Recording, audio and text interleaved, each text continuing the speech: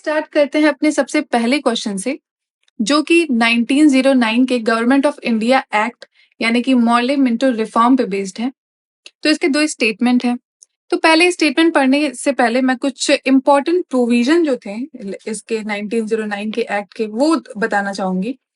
देखिए, ये जो 1909 का एक्ट हुआ था, आप जानते हैं इससे जस्ट पहले कुछ समय पहले की ये बात है, 1905 में बंगाल का विभाजन हुआ था और स्वदेशी मूवमेंट चल रहा था। तो ये जो रिफॉर्म लाया गया, ये कुछ इस चीज को ध्यान देते हुए लाया गया, क्योंकि ये जो स्वदेशी मूवमेंट था, ये इसकी वजह से ब्रिटिश गवर्नमेंट को बहुत सारे नुकसान झेलने पड़ रहे थे कि जो वहां से, आप जानते हैं, जो इंडिया से जो इम्पोर्ट जाता था, ये सब चीजें कम हो गई थी, क्योंकि अ, इंडिया में ये हो गया था कि स्वदेशी मूवमेंट का क्या मकसद था कि अब जो बाहर से सामान आएगा उसको हम यूज नहीं करेंगे, वो हम सिर्फ जो हमारे इंडिया के अंदर जो बन रहा है उसे यूज करेंगे, ये मेन पर्पस था। तो इनको इकोनॉमिक लॉस जो हुआ था, तो ये सब ध्यान रखते हुए ये बनाया गया था। और इसका मेन प्रोविजन क्या था कि जो इलेक्टेड मेंबर थे या इसके जो इंपीरियल लेजिस्लेटिव काउंसिल की, पहली बार ऐसा हो रहा था कि पहली बार इंडियन इसमें इंक्लूड किए जा रहे थे। और सेपरेट इलेक्टोरेट यानी कि ये जो निर्वाचन मंडल है, ये सिर्फ मुस्लिमों के लिए दिया गया था। कि आप जानते हैं 1905 में एक तरह से हिंदू मुस्लिम की यूनिटी देखी गई थी, तो इसको काउंटर करने के लिए उन्होंने बंगाल का विभाजन किया। उन्होंने मॉर्ले मिंटो रिफॉर्म लाया, इसमें सेपरेट इलेक्टोरेट दे दिया गया मुस्लिम्स को। तो एक तरह से आप डिवाइड कर रहे हो सोसाइटी को। और पहली बार ऐसा हुआ कि बजट जो था उसको डिस्कस किया जा सकता था, जो मेंबर थे, और कोई भी प्रपोजल है उसको मूव किया जा सकता था बजट से रिलेटेड। और फिर उसके बाद पहली बार ऐसा हुआ था, जो सत्येंद्र पी सिन्हा जो थे, ये पहले मेंबर थे वाइसरॉय एग्जीक्यूटिव काउंसिल के। तो ये पहले मेंबर थे जो कि इलेक्ट हुए थे। तो ये बात है 1909 के रिफॉर्म्स की। तो पहला स्टेटमेंट बोल रहा है, इसमें इंपीरियल लेजिस्लेटिव काउंसिल और प्रांतीय परिषदों दोनों में से निर्वाचित सदस्यों की संख्या में वृद्धि की गई है। बिल्कुल सही है। फिर नेक्स्ट बोल रहा है, इसमें मुसलमानों, सिखों और ईसाइयों के लिए एक अलग निर्वाचन मंडल पेश किया गया।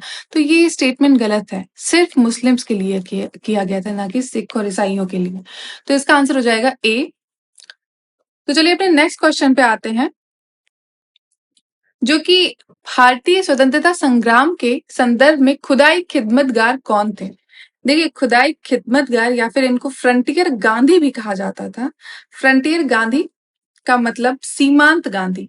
देखिए, आप जानते हैं जो हमारा इंडिया था उस टाइम पे, जो हमारा पंजाब, लाहौर वाला रीजन था जो आज का पाकिस्तान है, इसको नॉर्थ वेस्ट फ्रंटियर रीजन कहा जाता था। North west frontier region. तो ये जो फ्रंटियर है, जो प्रांतीय इसमें आता है नॉर्थ वेस्ट में, तो यहाँ पे एक लीडर थे जिनका नाम था खान अब्दुल गफ्फार खान। वो एक, इन्होंने एक अपनी जो है आर्मी बनाई थी, और ये नॉन वायलेंट आर्मी थी। ये नॉन वायलेंट है, समझे, गांधी जी के विचारों पे बनी हुई ये आर्मी थी, जिसने जो है सिविल डिसोबीडियंस मूवमेंट में, सविनय अवज्ञा आंदोलन में बहुत ही एक्टिव रोल पार्टिसिपेट किया था। ये बहुत बड़ी आर्मी थी, अब्दुल गफ्फार खान के द्वारा बनाई गई थी, जिनको फ्रंटियर गांधी या सीमांत गांधी के नाम से भी जाना जाता था। इनको बादशाह खान भी कहते थे। तो इसे रेड शर्ट, वो लोग रेड शर्ट पहनते थे, तो इसलिए रेड शर्ट मूवमेंट कहा जाता था। खुदाई खिदमतगार, इनके बहुत सारे नाम हैं। तो इसके स्टेटमेंट पहला बोल रहा है, बंगाल में छात्रों का एक क्रांतिकारी समूह। फिर कांग्रेस में एक समूह के खिलाफत मुद्दे को उठाने के लिए मौलाना अब्दुल कलाम आजाद के नेतृत्व में बनाया गया एक समूह। तो ये भी स्टेटमेंट रॉन्ग है। फिर नेक्स्ट, पारसी समुदाय के आधुनिकीकरण के लिए कार्य करने वाला एक सुधारवादी संगठन। फिर खान अब्दुल गफ्फार खान के नेतृत्व में एक अहिंसक क्रांतिकारी समूह। तो इसका डी स्टेटमेंट बिल्कुल सही है।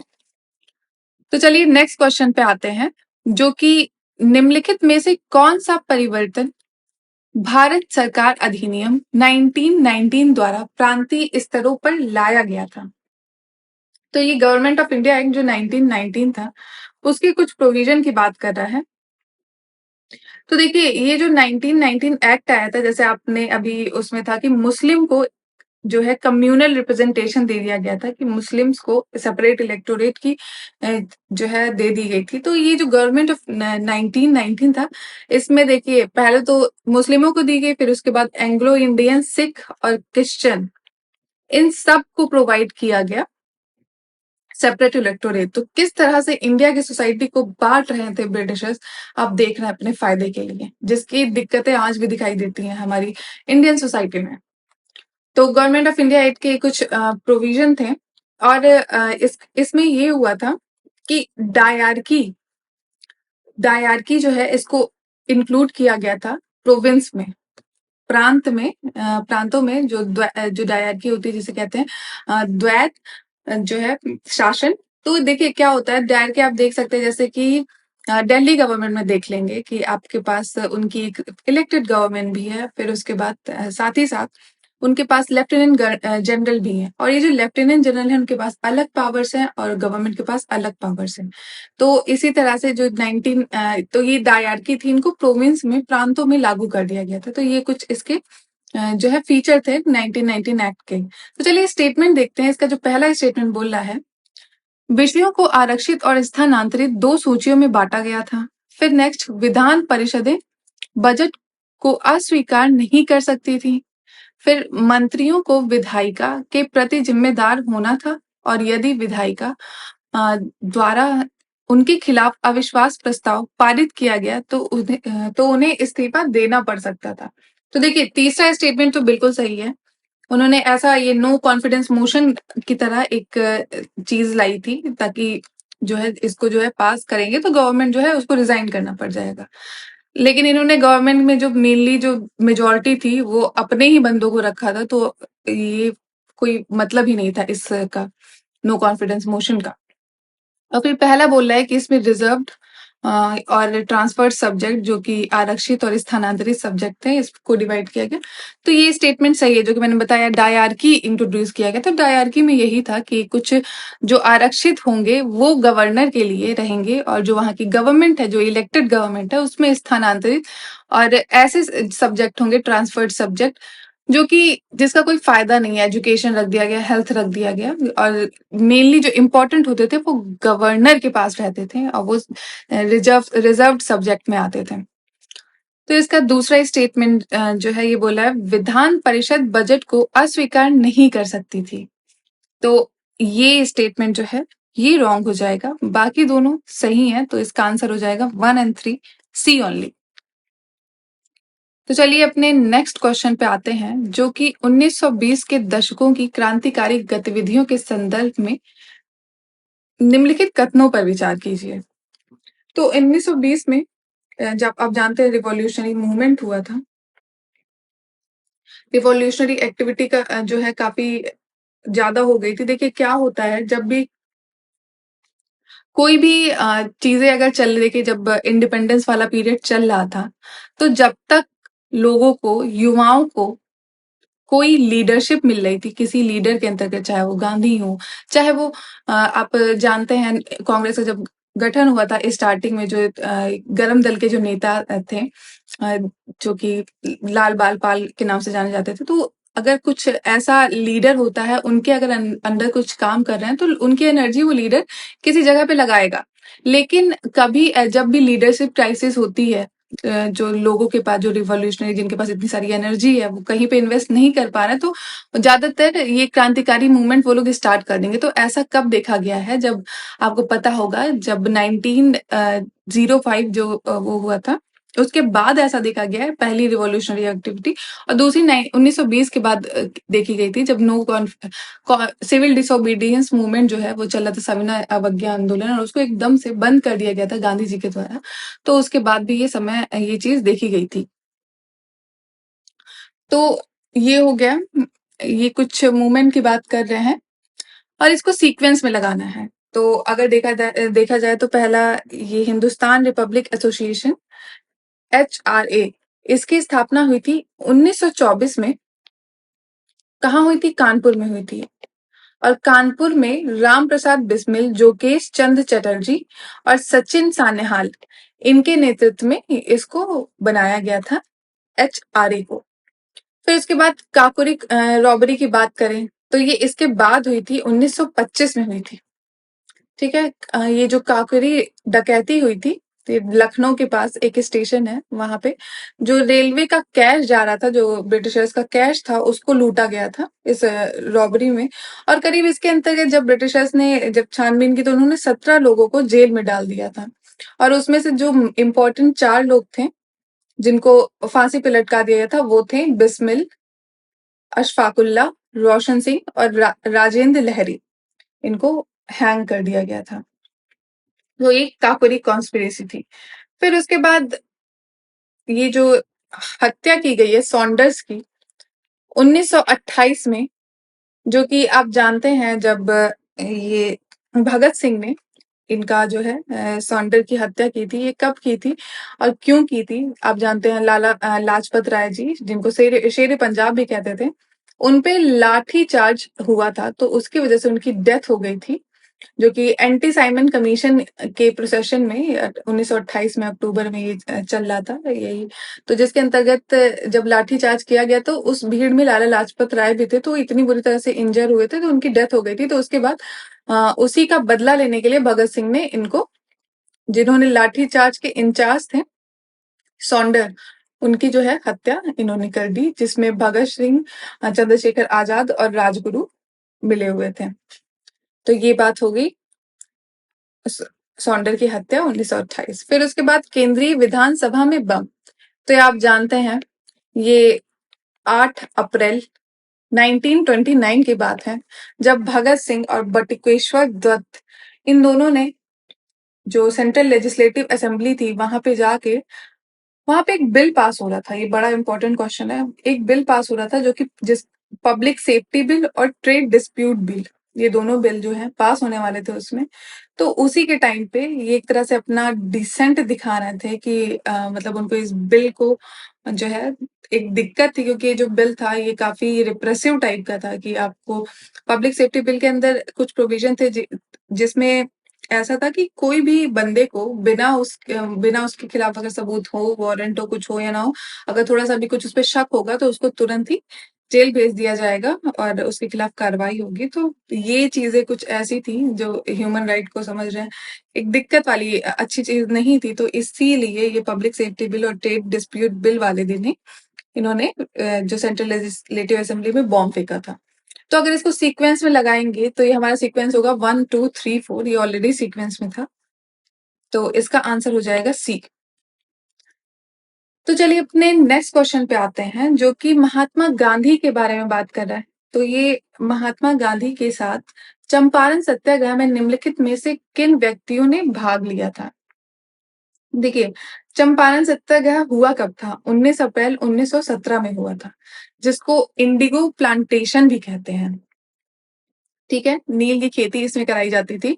तो इसमें जो है ये जो चंपारण सत्याग्रह चल रहा था 1917 में, ये बिहार में एक जगह थी, है चंपारण, अभी भी है।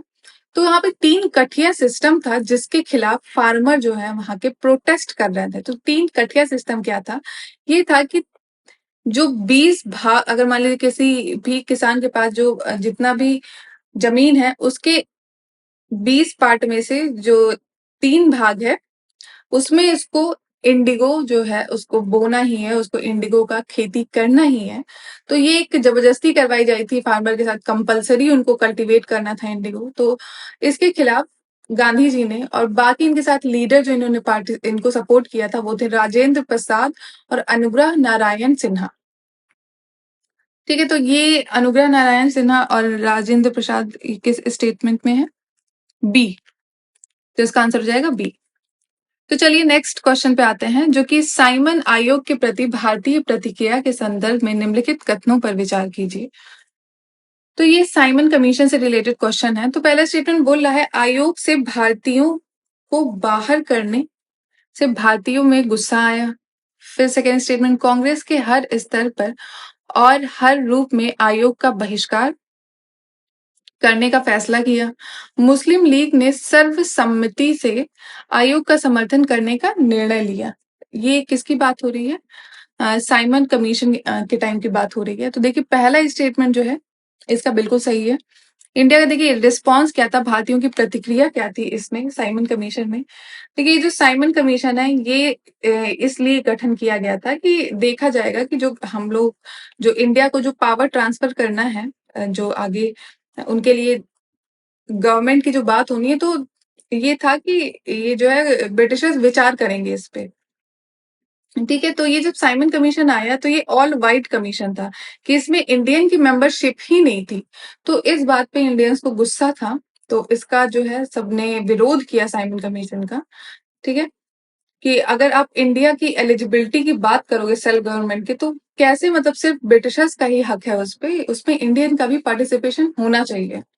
ठीक है, तो ये कांग्रेस सेशन हुआ था मद्रास में, जिसको एम.ए. अंसारी ने चेयर किया था। ठीक है, और ये मद्रास में हुआ था दिसंबर 1927 में।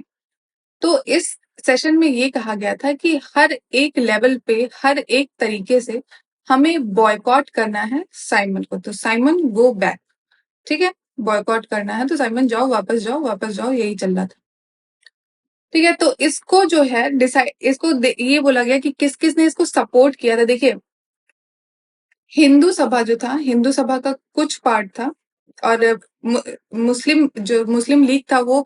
देखिए, एक जिन्ना के अंदर था, जिन्ना की लीडरशिप में एक जो है सेक्शन था मुस्लिम लीग का, और एक थे मोहम्मद शफी जी, जो लाहौर वाला जो रीजन था वहां पे जो मुस्लिम लीग थी। तो ये दो जो फैक्शन थे, इसमें से जिन्ना वाला जो था उन्होंने बॉयकॉट किया था, लेकिन जो ये मोहम्मद शफी वाला था उन्होंने सपोर्ट किया था। ठीक है, तो और जो हिंदू महासभा थी, उसमें से भी कुछ लिबरल जो थे उन्होंने भी सोचा, ये प्लान किया था कि साइमन को जो है बॉयकॉट करना है। तो इसमें जो ये बोला जा रहा है कि मुस्लिम लीग की सर्वसम्मति से आयोग का समर्थन करने का निर्णय लिया, तो ये स्टेटमेंट तो गलत है।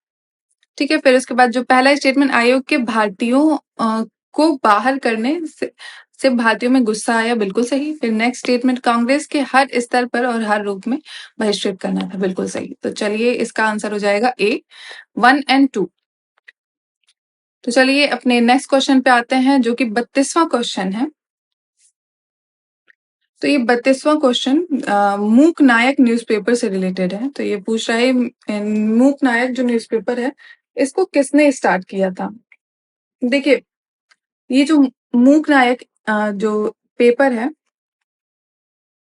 इसको स्टार्ट किया था बी.आर. अम्बेडकर ने। देखिए, ये जो मूक नायक है, ये एक जो है इनके नाम पे ही मूक नायक साहू जी थे, एक कोल्हापुरी के थे, जिन्होंने बी.आर. अम्बेडकर जी की मदद की थी इसको पब्लिश करने में। तो उन्हीं के नाम पे ये रखा गया, ये पेपर जो है रखा गया था। ये बी.आर. अम्बेडकर जी ने इसको पब्लिश किया, शुरू किया था। तो इसका आंसर हो जाएगा सी।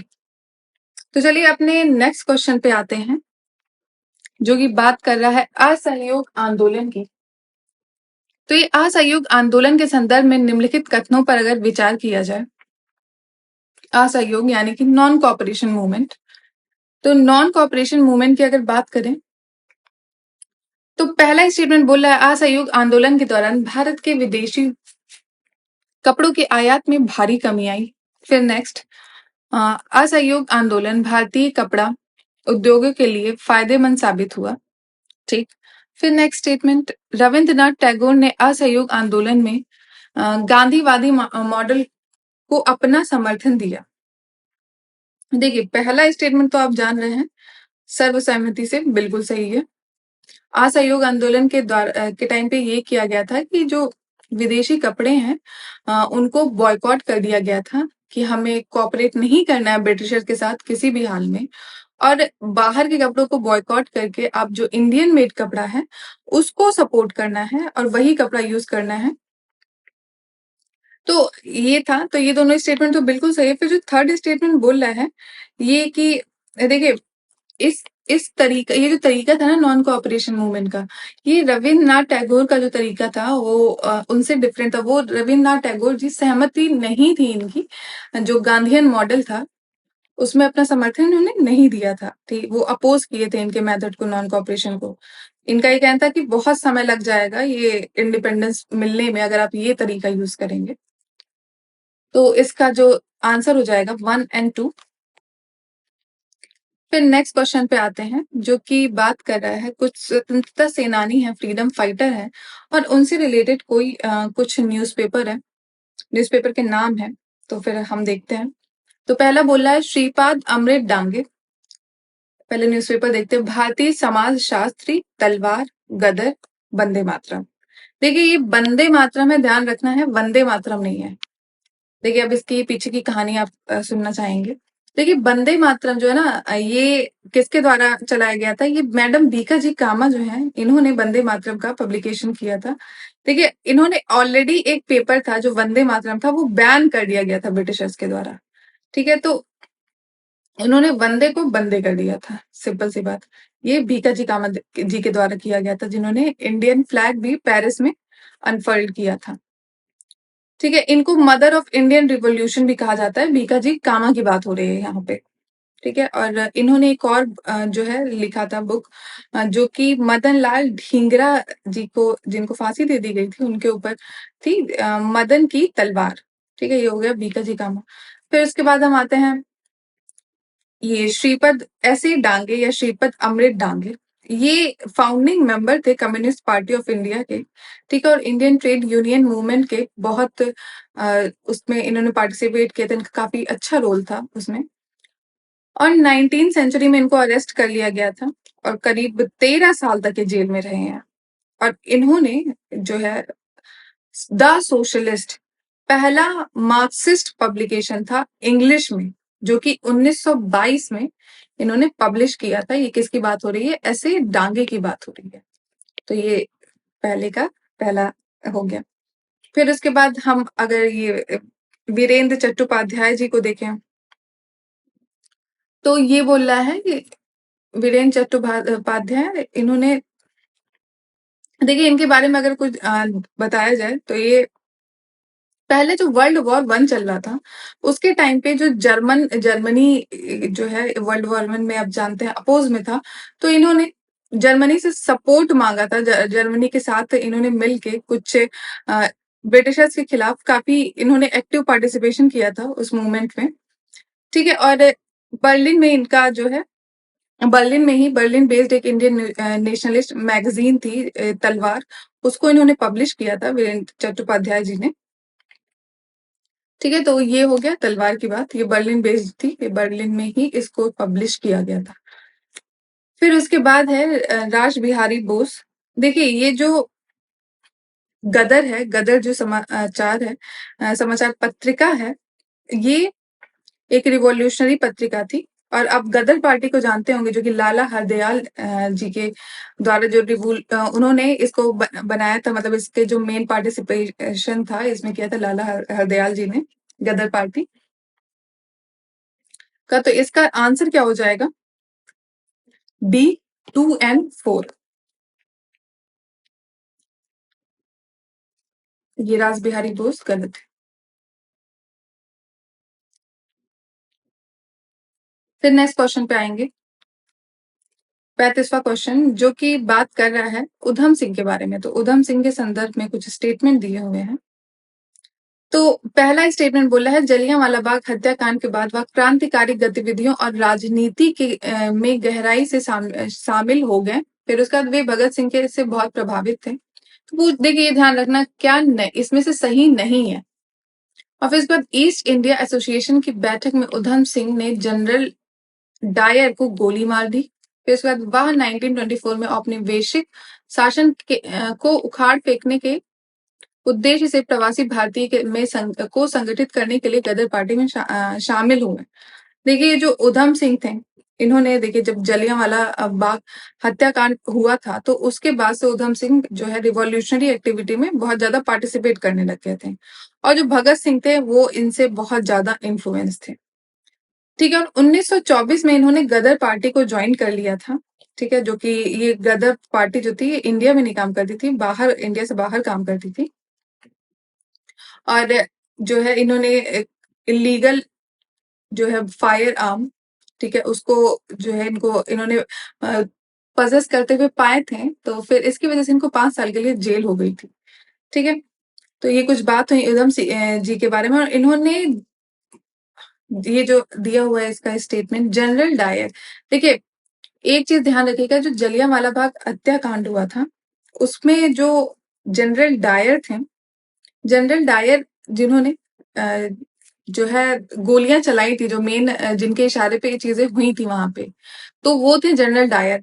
एक थे माइकल ओ डायर, ठीक है, जिनकी हत्या की थी उधम सिंह ने जाके वहीं ब्रिटेन में ही जाके हत्या की थी उधम सिंह के। तो ये डिफरेंस रखना है। जो माइकल ओ डायर थे वो वहां के गवर्नर थे उस वक्त, मतलब वहां जो मेन ऊपर पोस्ट पे थे इनसे, तो इन्होंने ओ डायर याद रखना है, जनरल डायर नहीं। तो ये स्टेटमेंट, ये एक्चुअली बहुत कंफ्यूजिंग स्टेटमेंट है, लोग अक्सर कंफ्यूज होते हैं इस पे। तो ये सी इसका आंसर सही नहीं होगा। बाकी सारे स्टेटमेंट सही हैं जो मैंने आपको बताए हैं, भगत सिंह से प्रभावित हैं और बाकी और चीजें तो आप देख सकते हैं। तो चलिए नेक्स्ट क्वेश्चन पे आते हैं, जो कि निम्नलिखित में से किसने वॉइस रॉय की कार्यकारी परिषद के पुनर्गठन का सुझाव दिया था, जिसमें युद्ध सदस्यों सहित सभी विभाग भारतीय नेताओं द्वारा धारित किए जाने थे। देखिए, ये शिमला कॉन्फ्रेंस की बात कर रहे हैं। देखिए, शिमला कॉन्फ्रेंस जो हुई थी उसमें ही ऐसा हुआ था कि वायसरॉय की जो एग्जीक्यूटिव काउंसिल है उसको रिकॉन्स्टिट्यूट करने की बात हुई थी, जिसमें कि जितने भी डिपार्टमेंट होंगे जो कि वॉर मेंबर से रिलेटेड थे, वो इंडियन लीडर जो होंगे वो उसको हेल्ड करेंगे। तो ये बात है, ये शिमला कॉन्फ्रेंस की बात हो रही है। ठीक है, तो चलिए नेक्स्ट क्वेश्चन पे आते हैं। फिर ये नेक्स्ट क्वेश्चन, वर्ष 1939 में कांग्रेस मंत्रिमंडल के 7 प्रांतों में त्यागपत्र दे दिया। ठीक है, अब इसका क्या कारण है? देखिए, पहला स्टेटमेंट बोल रहा है कि कांग्रेस अन्य 4 प्रांतों में मंत्रिमंडल नहीं बना पाया, तो ये स्टेटमेंट तो बिल्कुल गलत है। फिर उसके बाद बोल रहा है कि कांग्रेस ने वाम पक्ष के उदय के मंत्रिमंडल का कार्य करना असंभव हो गया था, ये भी गलत। फिर उसके बाद उसके प्रांतों में बहुत अधिक सांप्रदायिक अशांति थी। देखिए, जो 1939 के टाइम था, जो कांग्रेस के जितने भी मिनिस्टर थे, ठीक है, इन्होंने रेजिग्नेशन दे दिया था, इन्होंने रिजाइन कर दिया था। जो 7 प्रोविंसेस थी ब्रिटिश गवर्नमेंट के अंदर, सबसे रिजाइन कर दिया था जितने भी कांग्रेस लीडर थे, कांग्रेस कैबिनेट थी। तो उसका मेन रीजन ये था कि देखिए 1939 याद रखिए, इसके बाद से वर्ल्ड वॉर जो है स्टार्ट हो गया था, सेकेंड वर्ल्ड वॉर। और उस सेकेंड वर्ल्ड वॉर को जो है इंडिया को ब्रिटेन ने इंक्लूड कर दिया था उसमें। और किसी भी जो कांग्रेस लीडर्स थे, किसी से भी जो है सहमति नहीं प्राप्त हुई थी उनको, उसके बावजूद भी उन्होंने पार्टिसिपेट कर लिया था। तो इसी का जो है अपोजिशन करते हुए सबने रिजाइन कर दिया था। तो ये बात होगी इसका रीजन की। तो इसके तीनों स्टेटमेंट गलत हैं, ऐसा कुछ नहीं हुआ था। तो इसका आंसर हो जाएगा डी। तो चलिए नेक्स्ट क्वेश्चन पे आते हैं, जो की बात कर रहा है भारतीय स्वतंत्रता संघर्ष के दौरान निम्नलिखित में से किसने फ्री इंडियन लीजन नामक सेना बनाई थी? देखिए, सेना की जहां बात होती है तो आप जानते हैं ज्यादातर सुभाष चंद्र बोस जी का नाम आएगा। ठीक है, जो फ्री इंडियन लीजन थी ये सुभाष चंद्र बोस द्वारा बनाई गई थी। ये एक पैदल सेना रेजिमेंट थी, और ये सेना जो है ये यूरोप में जो युद्ध हो रहा था, और वहां पे इंडियन जो इंडियन जो प्रिजनर थे उन सबके साथ मिल के इन्होंने ये एक एसोसिएशन बनाया था, जिसको फ्री इंडियन लीजन कहते थे। ठीक है, तो और इस 1941 में ये जब जर्मनी गए थे, तो वहां पे जर्मन विदेश मंत्रालय, जो जर्मन फॉरेन मिनिस्ट्री थी, उनकी मदद से द फ्री इंडिया सेंटर बनाया था। ठीक है, ये फ्री इंडियन लीजन और फिर द फ्री इंडिया सेंटर, तो ये भी इन्हीं के द्वारा बनाया गया था। ठीक है, तो चलिए अपने नेक्स्ट क्वेश्चन पे आते हैं, जो कि बात कर रहा है क्रिस्प मिशन की। ठीक है, तो देखिए ये है कि इनमें से निम्नलिखित में से कौन क्रिस्प मिशन के साथ कांग्रेस के आधिकारिक वार्ताकार थे? देखिए, इनमें से कौन थे जो कि मेनली क्रिस्प मिशन में जो कांग्रेस की तरफ से जिन्होंने बात की थी? देखिए, इसमें मेन जो थे पंडित जवाहरलाल नेहरू और मौलाना आजाद जो थे, वो मेन पार्टिसिपेंट थे। ठीक है, तो इसका जो आंसर है ये सी हो जाएगा, क्रिप्स मिशन की जब बात हो रही थी। तो चलिए नेक्स्ट क्वेश्चन पे आते हैं, जो कि भारत छोड़ो आंदोलन के संदर्भ में है। तो भारत छोड़ो आंदोलन पहला स्टेटमेंट बोला है साम्यवादियों के द्वारा ने इस आंदोलन का समर्थन किया, जबकि हिंदू महासभा और मुस्लिम लीग ने इसका विरोध किया। फिर सेकंड स्टेटमेंट, सभी प्रमुख नेताओं की गिरफ्तारी के बाद सरोजनी नायडू ने कांग्रेस के सत्र की अध्यक्षता की। फिर थर्ड स्टेटमेंट, उस समय व्यापक स्तर पर सांप्रदायिक हिंसा हुई थी। देखिए, ये जो क्विट इंडिया मूवमेंट था, आप 8 अगस्त 1942 को इसको लॉन्च किया गया था। ठीक है, इसको बॉम्बे में ग्वालियर टैंक से ऑल इंडिया कांग्रेस कमेटी ने की मीटिंग हुई थी, उन्होंने पास कर दिया था क्विट इंडिया रिजोल्यूशन को। ये 2020 का कि 21 का यूपीएससी का क्वेश्चन भी है। ठीक है, तो ये जो मूवमेंट था, और देखिए 8 अगस्त को मूवमेंट जो है लॉन्च किया गया, और 9 अगस्त को जितने भी टॉप लीडर थे कांग्रेस के, सबको अरेस्ट कर लिया गया। अब जब अरेस्ट कर लिया गया सबको, तो कोई ना कोई तो चाहिए लीडरशिप के लिए। तो उन जो बिग लीडर थे उनको जब अरेस्ट कर लिया गया, तो अरुणा असद अली जो है, आप जानते होंगे, ये काफी फेमस जो है रही है इंडियन रिवॉल्यूशन में, इंडियन नेशनल मूवमेंट में उनका काफी अच्छा रोल रहा है। तो असद अली ने, इन्होंने एक जो कांग्रेस की मीटिंग थी नेक्स्ट डे, उसको इन्होंने जो है लीडरशिप प्रिसाइड किया था। ठीक है, उसका, और इंडिया का जो फ्लैग था उसको फहराया था। ये कब की बात हो रही है? एक दिन बाद की बात हो रही है, जब सारे लीडर्स को अरेस्ट कर लिया गया था। ठीक है, और ऐसा हुआ था, देखिए इस टाइम पे जो है कोई भी कम्युनल इंसिडेंट्स नहीं हुए थे। ठीक है, सारा जो था लोगों का वो ब्रिटिशर्स के खिलाफ गुस्सा था, तो आपस में कोई झगड़ा नहीं कर रहा था। और देखिए कम्युनिस्ट लीडर जो थे, देखिए इसी टाइम पे क्या हो रहा था, जब वर्ल्ड वॉर 2 चल रहा था, ये जब क्विट इंडिया मूवमेंट चल रहा है, तो उसी के साथ साथ आप जान रहे हैं वर्ल्ड वॉर 2 दुनिया में चल रहा था। और उस वक्त क्या हो गया था, कम्युनिस्ट जो है उन्होंने पार्टिसिपेट किया था, उन्होंने जो है नहीं पार्टिसिपेट किया था। क्यों किया था? क्योंकि जो रशिया है उसको जर्मनी ने अटैक कर दिया था, नाजी जर्मनी ने रशिया पे अटैक कर दिया था।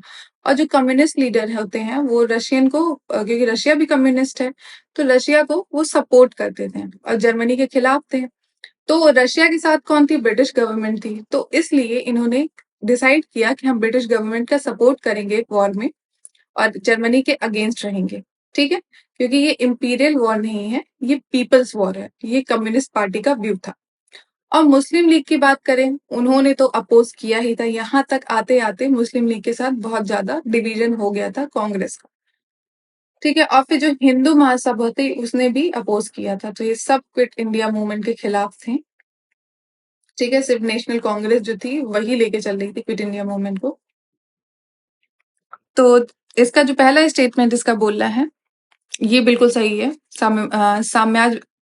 साम्यवादियों ने इस आंदोलन का समर्थन किया, जबकि हिंदू महासभा और मुस्लिम लीग ने इसका विरोध किया। फिर नेक्स्ट, सभी प्रमुख नेताओं की गिरफ्तारी के बाद सरोजनी नायडू ने कांग्रेस के सत्र की अध्यक्षता की। उस समय व्यापक स्तर पर सांप्रदायिक हिंसा हुई। तो देखिए, तो इसका जो तीनों स्टेटमेंट है ये सही है, सॉरी सही नहीं है। ये हिंसा नहीं हुई थी।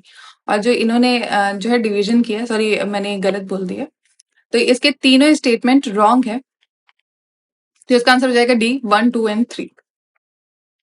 फिर इसका नेक्स्ट क्वेश्चन पे आते हैं, जो कि अगस्त ऑफर से रिलेटेड है। अगस्त ऑफर, देखिए अगस्त ऑफर जो है ये आया था फरवरी में। कब आया था? 1946 में। और उस टाइम पे जो ब्रिटेन के पीएम थे वो थे क्लेमेंट एटली। आप जानते हैं इन्होंने 3 मेंबर्स को भेजा था, जो कि इस मिशन के, अगस्त ऑफर के जो है पार्टिसिपेंट थे। उसमें से मेन थे पैथिक लॉरेंस, जो कि सेक्रेटरी ऑफ इंडिया थे। फिर स्टैफोर्ड क्रिस्प, ये क्रिस्प दोबारा भी आएंगे क्रिप्स मिशन लेके। ठीक है, और ये भी रिलेटेड थे, ये चेयरमैन थे बोर्ड ऑफ ट्रेड के। फिर एबी अलेक्जेंडर थे, जो कि पहले लॉर्ड थे और first Lord of Admiralty of ये जो नेवी थी उसके। तो ये बात हो गई अगस्त ऑफर की। तो ये जो अगस्त ऑफर था, इसने इसने जो है रिजेक्ट कर दी थी पाकिस्तान को, के फॉर्मेशन की जो डिमांड थी उसको रिजेक्ट कर दिया था। ठीक है, और इसने डिसाइड किया था कि जो प्रोविंसेस बनेंगी, जो प्रोविंशियल असेंबली बनेगी, प्रांतें बनेंगी, वो 3 भाग में होंगी। एक होगा group A, group B, group D. Group A में इन्होंने कुछ स्टेट जैसे कि Madras, Bombay, central province, UP और बिहार, उड़ीसा, इन सब राज्यों को रखा था, जिसमें हिंदू मेजॉरिटी राज्य थे। फिर बी जो रहेगा उसमें Punjab, north west frontier, Sindh वाला रीजन था। ये मुस्लिम मेजॉरिटी रीजन था। किस साइड में? वेस्ट के साइड में। ये हो गया इंडिया। यहाँ वेस्ट के साइड में मुस्लिम मेजॉरिटी था और इधर ईस्ट के साइड में मुस्लिम मेजॉरिटी था। तो ये वेस्ट, आप जानना है, यहाँ पे बाद में इंडिपेंडेंस के बाद वेस्ट पाकिस्तान, ये ईस्ट पाकिस्तान बना था। तो जो अगस्त ऑफर आया था, इसने भी 3 तरीके से बांटा था। एक तो ये जो बीच वाला रीजन था, जो मेनली हिंदू मेजॉरिटी रीजन था, उसे ग्रुप ए बोला गया। और वेस्ट का रीजन जो मुस्लिम मेजॉरिटी था, उसको ग्रुप बी बोला गया। और इधर वाले को ग्रुप सी बोला गया, जो कि बंगाल और असम वाला रीजन था। तो ये था कि इस तरह से इसका डिवीजन किया गया था। तो इसका जो पहला स्टेटमेंट बोल रहा है कि भारत के लिए डोमिनियन का दर्जा, ठीक है, तो ये स्टेटमेंट तो बिल्कुल सही है। फिर भारत के लिए संवैधानिक सभा, तो देखिए ये स्टेटमेंट गड़बड़ है। तो इन्होंने देखिए ये था कि इनका ये कहना था कि जो इंडिया को है, सॉरी, ये जो आर्म फोर्स है, आर्मी जो है, इसका डिवीजन करना बहुत ही गड़बड़ है, ये नहीं करना चाहिए। तो ये इसकी जो सेकंड इसकी डिमांड है, उसके खिलाफ थे। फिर उसके बाद प्रांतों में स्वतंत्र होने का अधिकार, ऐसा भी नहीं था। इन्होंने अलग अलग ग्रुप में डिवाइड किया था प्रांतों को, लेकिन उनको अलग से स्वतंत्रता नहीं दी थी। तो ये भी स्टेटमेंट रॉन्ग है। फिर उसका नेक्स्ट स्टेटमेंट बोला है हिंदू और मुसलमानों को समान प्रतिनिधित्व। तो इसका जो आंसर हो जाएगा 1 and 2 ओनली। ठीक है, तो इसका ये थर्ड और फोर्थ, इसका आंसर गलत है। फिर इसका आंसर हो जाएगा 1 and 2 ओनली। ये भारत के लिए संवैधानिक सभा, देखिए अब अगस्त ऑफर से ही स्टार्ट हुआ था। जो कॉन्स्टिट्यूशन असेंबली थी, उसका स्टार्टिंग अगस्त ऑफर से ही हुआ था। तो पहला और दूसरा स्टेटमेंट सही है। फिर नेक्स्ट आ गया स्वराजवादियों और परिवर्तन विरोधियों, यानी कि प्रो चेंजर और नो चेंजर।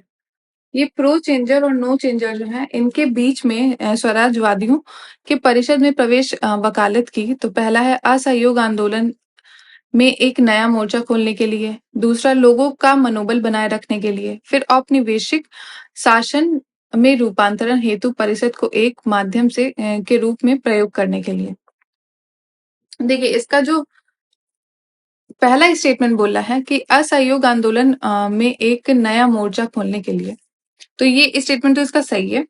फिर इसका जो नेक्स्ट स्टेटमेंट बात कर रहा है कि ये लोगों का जो है वहां पे मॉरल बढ़ाने के लिए। देखिए प्रो चेंजर और जो नो चेंजर, देखिए प्रो चेंजर को कहते थे स्वराजिस्ट, और नो चेंजर जो कि कांग्रेस जिस हिसाब से चल रही थी उस वक्त, तो जो कांग्रेस का डिवीजन हो गया था, तो ये जो प्रो चेंजर थे और एक नो चेंजर थे। तो नो चेंजर का ये था कि हम कांग्रेस में ही रहेंगे। हम जो इन्होंने जो इलेक्शन स्टार्ट किए थे गवर्नमेंट ने, जो इसमें इंडियन का पार्टिसिपेशन जो है, मतलब जो भी इलेक्शन में ये कर दिया गया था कि इंडियन पार्टिसिपेट कर सकते हैं। तो प्रो चेंजर का कहना था कि हम लोग जो है ब्रिटिशर्स के अंदर जाके इलेक्शन में पार्टिसिपेट करके हमको जो लेजिस्लेटिव काउंसिल है उसमें पार्टिसिपेशन मिलेगा। तो हम एक तरह से वहां जाके भी हम कांग्रेस को पार्टिसिपेट करेंगे, लेकिन ये था कि गवर्नमेंट के साथ, ब्रिटिश गवर्नमेंट के अंदर ही रह के। और जो नो चेंजर थे, इनका ये कहना था कि नहीं, हम उनके साथ पार्टिसिपेट नहीं करेंगे, हम अपने हिसाब कांग्रेस में ही रहेंगे और इसी में जो है सुधारवादी चीजें जो है वो सब करेंगे, सोशलिस्ट चीजें करेंगे, हम उनके साथ नहीं जाएंगे। तो इसकी वजह से डिवीजन हो गया था। जो मोतीलाल नेहरू जी थे और सीआर दास थे, ये प्रो चेंजर में आते हैं, जिन्हें स्वराजिस्ट भी कहते हैं। नो चेंजर में जैसे कि राजेंद्र प्रसाद आ गए, ये सब जो थे ये नो चेंजर में थे। तो इसका जो पहला स्टेटमेंट, दूसरा स्टेटमेंट बिल्कुल सही है। और तीसरा स्टेटमेंट बोल रहा है औपनिवेशिक शासन के रूपांतरण हेतु परिषद को एक माध्यम से दूत के रूप में प्रयोग करने के लिए। ठीक है, तो इसका आंसर क्या हो जाएगा? 1 and 2 डी। तो चलिए अपने नेक्स्ट क्वेश्चन पे आते हैं, जो कि बात कर रहा है भारत सरकार अधिनियम 1935 की। तो इनमें से निम्नलिखित में से निम्नलिखित के लिए प्रदान किया गया था। तो अगर 1935 का एक्ट देखा जाए तो ऐसे कुछ प्रोविजन अगर बताना चाहूंगी। देखिए क्या हुआ था, मेन इसका प्रोविजन था जो 1935 का एक्ट आया था, ये एक फेडरल कोर्ट की इसने स्थापना की थी, फेडरल कोर्ट की थी कि जो भी लेजिस्लेशन होगा वो 3 चीजों में डिवाइड किया गया था। जितने भी, जैसे आप अभी जानते हैं शेड्यूल हमारा 7 जो है, जिसमें स्टेट के कुछ सब्जेक्ट होते हैं, जिसमें सेंटर के सब्जेक्ट होते हैं, कॉन्करेंट सब्जेक्ट होते हैं। तो इसको ना, ये चीज 1935 से स्टार्ट हुई थी। उस वक्त फेडरल, प्रोविंशियल और कॉन्करेंट सब्जेक्ट थे। और बाईकैमरलिज्म यानी कि द्विसदनीय जो है लेजिस्लेचर की स्थापना हुई थी कि लोकसभा, राज्यसभा जो हमारा है, विधानसभा, विधान परिषद, तो ये चीज इसमें स्टार्ट हुई थी। और फिर डायरकी मैंने अभी बताया था कि द्वैध शासन, जो कि एक ट्रांसफर्ड सब्जेक्ट और रिजर्व सब्जेक्ट। ठीक है, तो ये सारे प्रोविजन थे ब्रिटिश इंडिया एक्ट जो था 1935 का। तो इसके स्टेटमेंट देंगे। पहला बोल रहा है ब्रिटिश भारतीय प्रांतों और रियासतों के संघ पर आधारित एक अखिल भारतीय संघ की स्थापना। तो पहला स्टेटमेंट सही है। फिर नेक्स्ट बोला 21 साल के ऊपर सभी लोग के लिए फ्रेंचाइजी। देखिए ऐसा नहीं था, ये जो सबको इलेक्शन देने का अधिकार है, नहीं, हमारे इंडिपेंडेंस के बाद ही आया है, उससे पहले नहीं था। तो ये 21 साल के ऊपर के लोग का जो ये बोल रहा है, तो ये स्टेटमेंट रॉन्ग है। ऐसा नहीं था। करीब इस वक्त केवल 14% लोगों को ही वोट देने का अधिकार मिला था, जो भी उस वक्त की पॉपुलेशन थी। तो सेकंड स्टेटमेंट इज रॉन्ग। फिर नेक्स्ट स्टेटमेंट, राज्यपालों को अपने प्रांतों के विधायी और प्रशासनिक उपायों की को वीटो करने की शक्ति। तो तीसरा स्टेटमेंट सही है, 1 और 3। फिर चलिए अपने नेक्स्ट क्वेश्चन पे आते हैं, जो कि ये कंप्लीट हो गया, 44th क्वेश्चन था। 45th क्वेश्चन पे आते हैं, जो कि 1931 के गांधी इरविन पैक्ट पे बेस्ड है। देखिए 1931 में जो है ये गांधी इरविन पैक्ट हुआ था। तो उसके कुछ स्टेटमेंट है, इनमें से कौन सा कथन सही है? तो सही देखना है। तो सरकार, पहला स्टेटमेंट, सरकार उन कैदियों को रिहा करेगी जिन्हें हिंसा करने के लिए दोषी ठहराया गया था। देखिए इससे पहले मैं कुछ स्टेटमेंट बताना चाहूंगी। गांधी इरविन पैक्ट जो है ये 5 मार्च 1931 में इसको साइन किया गया था। किनके बीच में? जो इरविन थे और गांधी जी हमारी कांग्रेस की तरफ से, और जो ब्रिटिश गवर्नमेंट थी उस साइड से, जो वाइस रॉय लॉर्ड इरविन थे, तो इन दोनों के बीच में साइन किया गया। तो ये जो गांधी इरविन पैक्ट हुआ, ये किनके एफर्ट से हुआ था? तेज बहादुर सप्रू और एमआर जयकर, इनकी वजह से ये चीज हुई थी। तो इसके जो कुछ ये इरविन पैक्ट था, इसके जो कुछ आउटकम क्या आए थे? देखिए पहला तो ये था कि तुरंत ये था, जो कि पॉलिटिकल प्रिजनर थे, जिनको जो भी वायलेंस में नहीं इंक्लूड थे, जिन्होंने किसी भी तरह का वायलेंस नहीं किया है, उसमें अगर गिल्टी नहीं पाए गए तो उनको रिलीज कर दिया जाएगा। और जितना भी फाइन अभी तक कलेक्ट नहीं किया गया है, जो भी लगाया गया था, वो हटा दिया जाएगा। और उसके बाद जो भी लैंड अभी तक थर्ड पार्टी को सोल्ड नहीं किया गया, क्योंकि बहुत लोगों का लैंड जो है जब्त कर लिया गया था, तो वो भी जो है रिटर्न कर दिया जाएगा। और जितने भी गवर्नमेंट सर्वेंट है, उन सबको जो है, जिन्होंने रिजाइन कर दिया था उस वक्त, उन सबको अच्छा उनके साथ ट्रीटमेंट होगा, सारी उनकी नौकरियां वापस कर दी जाएंगी, ऐसा टाइप से कुछ। और फिर लोगों को राइटफुल, मतलब शांति से पीसफुल अगर पिकेटिंग करना चाहते हैं, ये सब चीजें वो कर सकते हैं। और जो इमरजेंसी है उसको हटा लिया जाएगा। और मेन जो था जिसके लिए सत्याग्रह हो रहा था, कि जो सॉल्ट बनाना था, नमक बनाने का अधिकार है, जो कोस्टल विलेजेस हैं, जो कि तटीय इलाके में जो गांव है, उनको जो है अपने प्राइवेट कंजप्शन के लिए वो बना सकते हैं, लेकिन उसको सेल नहीं कर सकते हैं। तो ये कुछ जो है फायदे मिले थे उसके, गांधी रिबन पैक्ट के। लेकिन 2 डिमांड थी, वो नहीं मानी गई थी। तो पहला था कि जो पब्लिक इन्वेस्टिगेशन किया जाए, गांधी जी का कहना था, जो पुलिस ने जो बहुत ही अपना जो है एक्सेस कर दिया था, उसको पुलिस एक्सेस पे इन्वेस्टिगेशन हो, तो इसको मना कर दिया गया था। और दूसरा कि भगत सिंह जो है और उनके जो साथी हैं, उनको डेथ सेंटेंस की बजाय उम्र कैद में कन्वर्ट कर दिया जाए, तो इसको नहीं माना गया था। तो ये बात हुई गांधी इरविन पैक्ट की। तो इसका जो पहला स्टेटमेंट बोल रहा है, सरकार उन कैदियों को रिहा करेगी जिन्हें हिंसा के लिए दोषी ठहराया गया है। तो पहला स्टेटमेंट इसका रिहा करेगी। फिर उसका नेक्स्ट स्टेटमेंट, सरकार सविनय अवज्ञा आंदोलन के दौरान जब्त की गई सभी जमीनों को वापस कर देगी। ठीक है। फिर उसके बाद कांग्रेस सविनय अवज्ञा आंदोलन को निलंबन के लिए सहमत नहीं करेगी, सहमत नहीं थी। फिर नेक्स्ट स्टेटमेंट, सरकार तटीय गांव में निजी उपभोग के लिए नमक बनाने के अधिकार पर सहमत हो गई थी। देखिए ये स्टेटमेंट सही है, तो इसका आंसर हो जाएगा डी। फिर चलिए अपने नेक्स्ट क्वेश्चन पे आते हैं, जो कि जन सुरक्षा जो अध्यादेश है 1929 का, उससे रिलेटेड है। देखिए ये जो ये था पब्लिक सेफ्टी बिल 1929 में किया गया था, जिसपे आप जानते हैं फेमस इंसिडेंस हुआ था 8 अप्रैल 1939 का, जिसमें भगत सिंह और बटुकेश्वर दत्त ने सेंट्रल लेजिस्लेटिव असेंबली में बॉम्ब फेंका था दिल्ली में प्रोटेस्ट करने के लिए इसी बिल के लिए।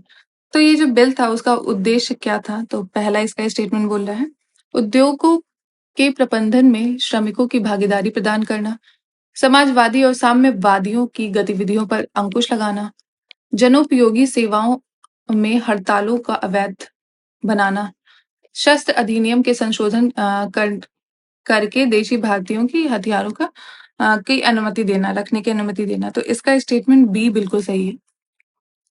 इनका ये मेन पर्पस यही था कि जो उस वक्त कम्युनिस्ट जो लीडरशिप थी और सोशलिस्ट जो भी एक्टिविटी हो रही थी गवर्नमेंट के खिलाफ, उन पर बैन लगाना था, उनको जो है उन गतिविधियों पर अंकुश लगाना, ये मेन पर्पस था। बाकी इन लोगों ने बातें बनाई थी। तो ये बात होगी पब्लिक सेफ्टी बिल की। तो चलिए नेक्स्ट क्वेश्चन पे आते हैं, जो कि बात कर रहा है पर इसमें से क्या है फिल इन द ब्लैंक में, पर चर्चा करने के लिए अंग्रेजों द्वारा गोलमेज सम्मेलन आयोजित की गई थी।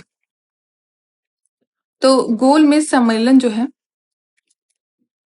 आप जानते हैं सेकेंड राउंड टेबल कॉन्फ्रेंस, पहला स्टेटमेंट सविनय अवज्ञा आंदोलन को रोकने के लिए, भारत के संवैधानिक सुधार के लिए, भारत के पूर्ण स्वतंत्रता का अनुदान, भारतीय कांग्रेस और गैर कांग्रेसी दल में का विभाजन। देखिए ये सब कुछ नहीं है, बकवास है ये सब।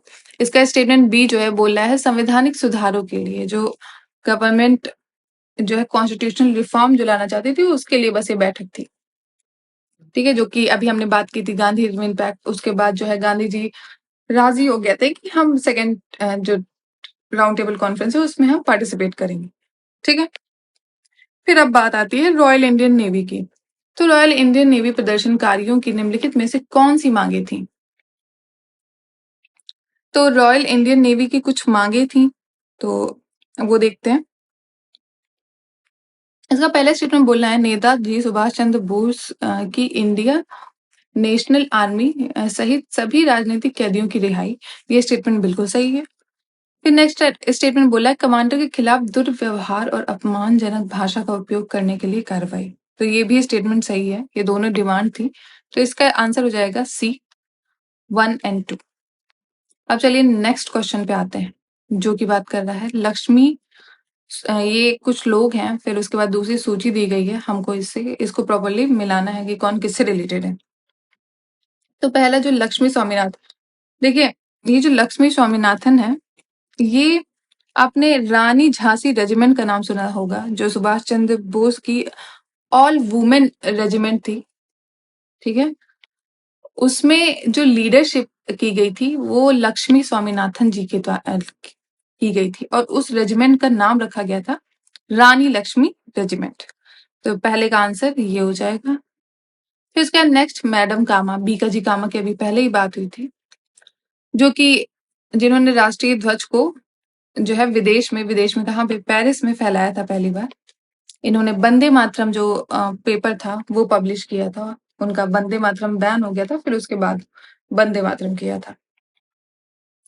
अब अरुणा असफ अली की बात करें तो ये भी मैंने बताया था कि जितने भी जब 8 अगस्त को जो क्विट इंडिया मूवमेंट था, तो उसके बाद से सारे लीडर को अरेस्ट कर लिया गया, तो इनके पास रिस्पॉन्सिबिलिटी हुई थी, इन्होंने लीड जो प्रिसाइड किया था कांग्रेस की कमिटी को।